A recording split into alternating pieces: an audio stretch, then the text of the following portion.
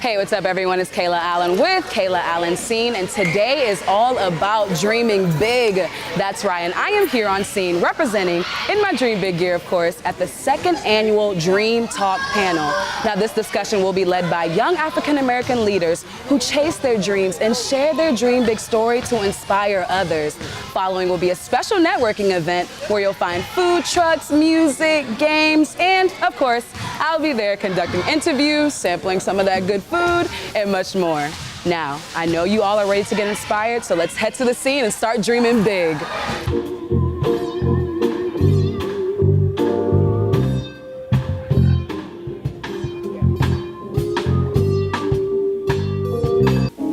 I call my dreams by their name, speak them into existence, write them in permanent ink, and never let myself forget all of the ways I am made whole by them. What exactly was the barrier or obstacles that you had to face, and then how did you deal with them or overcome them? And if you did overcome them, how you dealt with them? It was crazy because I lost the job. The gym that I was using to train at ended up losing its lease, and the only place I had to train was the Bowie City gym. And thankfully, we had enough saved up where we can get a commercial realtor, and we were able to buy our first facility, and we signed May 6th of last year. And this is our first year anniversary at the new building, so it's been a huge honor. I had a job at BT, great benefits, getting paid great, but I quit because I had something inside of me.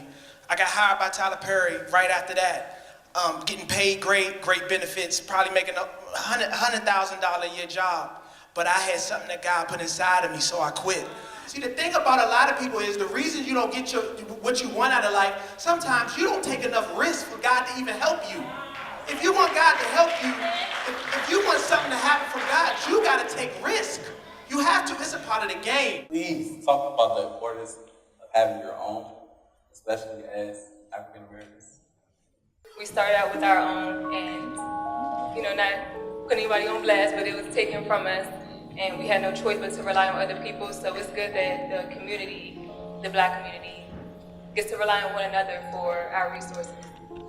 I have a 9 to 5 that helps me invest in what I'm doing, invest in my dream, but at the same time, don't be a slave to the 9 to 5. Don't think that this is a means to an end. Let it be something that helps you invest in your 6 to 10. You have a 9 to 5, how about your 6 to 10? What are you doing? What are you using that time for after you leave work? Yes, you're tired, yes, you want to go to sleep, but when you take that time after you've put in your time for somebody else, now it's time to invest in yourself.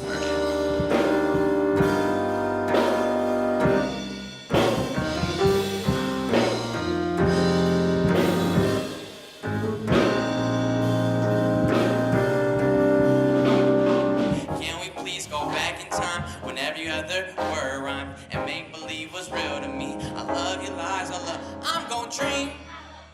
I'm gon' dream big. And I'm here at the intermission of the second annual Dream Talk panel, here with one of the choir singers, Jada. How are you, Jada? Good. Now, Jada, what do you want to be when you get older? I want to be a firefighter. Wow, and then tell me why you think you should dream big about becoming a firefighter.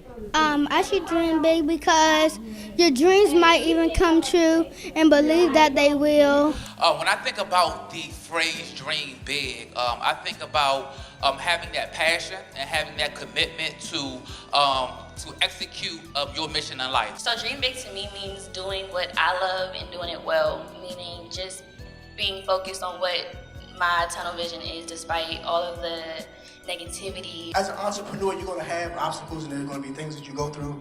So what is your why? Why do you continue to go on? I really want to be a role model or a beacon, a template for somebody else to work on because I necessarily didn't have that. And I want to see people in the industry I work in that look like me.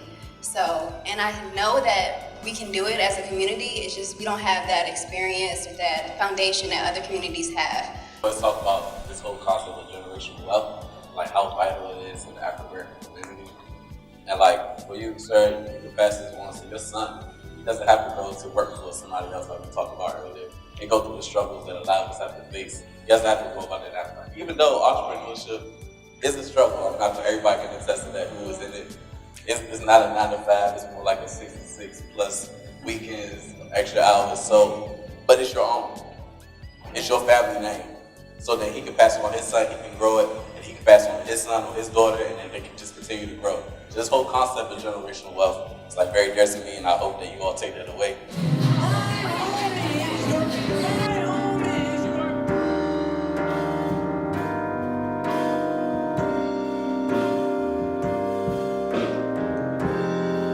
Right now I'm here with one of the beautiful panelists, Erin. Erin, how do you feel after the event? I feel great. It was such an inspiring space to be in, a creative space, and I loved it. Yeah, it was amazing.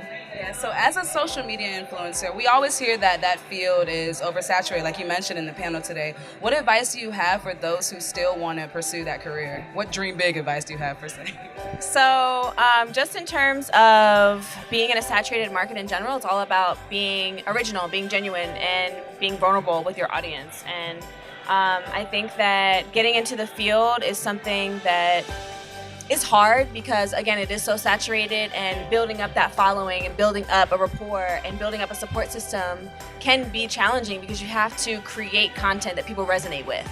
So my advice to them would just be to be yourself, be authentic when you're delivering your content. Don't submit to like the typical blogger or influencer content. I am an educator. I call myself the coolest educator, aka Dr. Cool. I'm just out here just inspiring the youth out here in the DMV. Enjoy what I do. All right, so tell me, what gems did you want everyone to receive, or that you hoped everyone received from the panel today? There's a one-liner that helps me every day. I didn't have the opportunity to recite it, but good, better, best. Never let it rest until your good is your better and your better is your best. And and what I mean by that is, no matter what plan or what dream that you have, just be the best at it. You don't have to be perfect, but just be the best at what you do, and the best will come out of you. We just wrapped up the second annual Dream Talk panel, and right now I'm here with the CEO of the Dream Big brand, Mr. Keon Hill. Keon, how do you feel about this year's panel? I feel so amazing. I mean, it was an amazing event.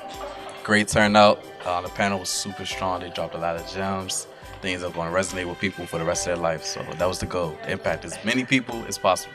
Don't let anybody deter you. Don't anybody stop you from getting to where God's called you to be. Like, do not get out of that tunnel vision. I think 5, 6 panelists touched on the tunnel vision. I think that's very vital in you chasing your dreams. So.